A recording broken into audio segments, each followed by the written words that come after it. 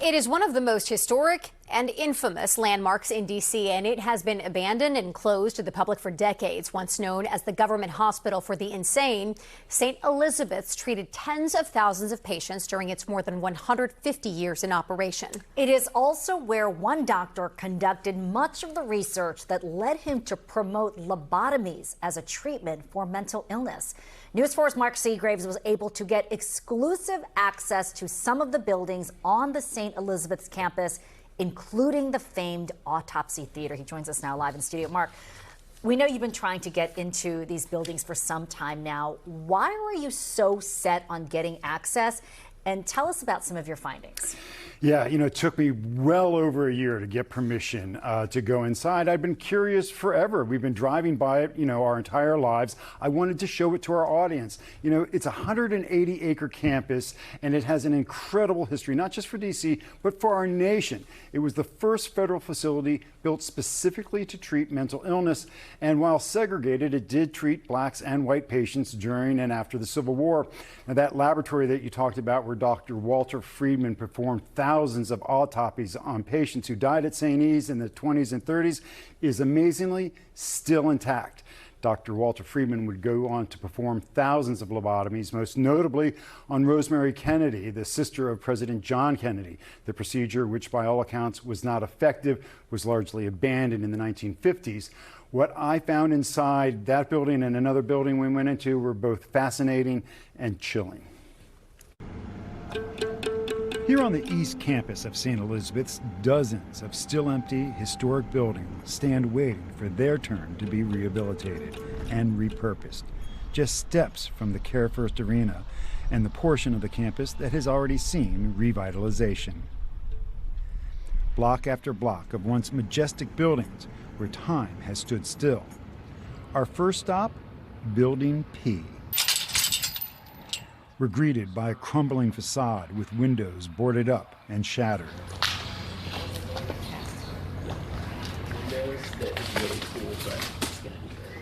With my first step inside, I realize I've stepped back in time. Flashlights lead the way through the darkened and forgotten hallways where once doctors, nurses, and patients bustled. Stairwells littered with decades of neglect. Abandoned hallways lined with rusted caged doorways. At times it felt like I was a ghost walking the darkened hallways, passing the rooms where years ago patients lived and died. Sunlight now breaks through the ceiling. Through this door, one of the many sprawling screened atriums originally designed for patients to relax, doctors believing fresh air could cure some mental illness. But in times of overcrowding, these atriums became filled with patients' beds. The rooms and halls still clinging to the original pastel blues and yellows that once adorned the interior. Bathroom stalls still in place with more of the pastel colors.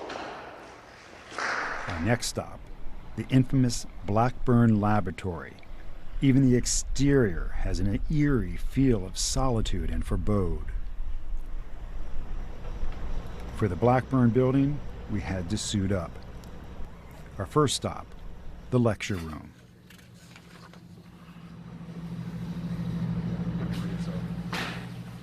Then it was down the hall to the chemistry room, where time and vandals have taken their toll. Then up through a narrow makeshift staircase to the attic. You can stay on the center. And then down another deserted hallway where the solid wood doors break the din of silence. Room after room offering a glimpse into the building's past. But it was our last stop, in the basement, the infamous autopsy theater, where Dr. Walter Freeman performed thousands of autopsies and developed his theories that would lead to the proliferation of lobotomies across the country. The once state-of-the-art operating room, now a canvas for trespassers' graffiti. This rustic file cabinet littered with slides, likely from brain cells, each from a patient who once lived and died here at St. Elizabeth's. Years of scientific research now scattered across the floor. Yeah, I had chills just thinking about coming into this room, but once we got in here, it's just hard to describe. But this is the refrigerator here in the morgue where they kept the bodies.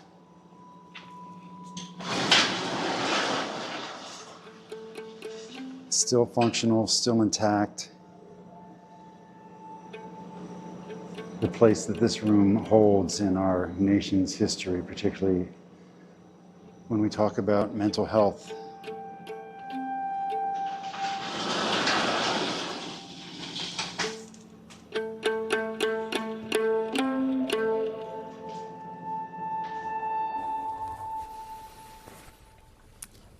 I can't help but notice the graffiti in the very back of that, meaning that somebody had to actually get in there in order to do that. That had to be so creepy to walk through those halls and be down there, particularly in that basement, Mark.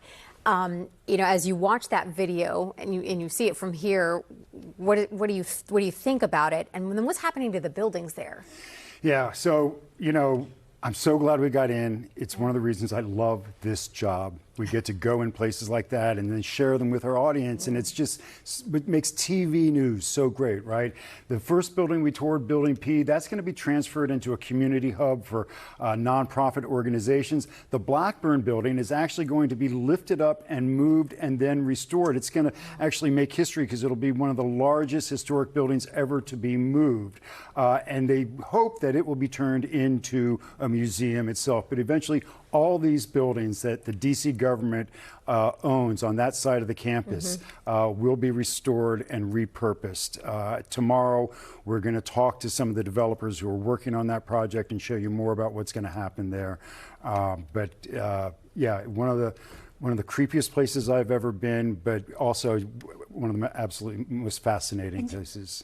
And you said it's larger, the campus, than the RFK. Yeah, it's about almost the same size, about 175, 180 acres on the D.C. government controls on their sides, where you have the Care First arena. You've got a lot of, the big medical center there. You've got housing there and more development coming compared to the other side, the federal side, where they're tearing down some of the buildings and building Homeland Security offices over on that side. So there's a lot of development going on that campus that doesn't get near the publicity of what's going on across town at the RFK campus. All right, so presumably this is right on up there with your most memorable stories of your career. From touching the top of the outside of the Washington Monument when we had the scaffolding on it, to this, to the scariest stories that I've ever done.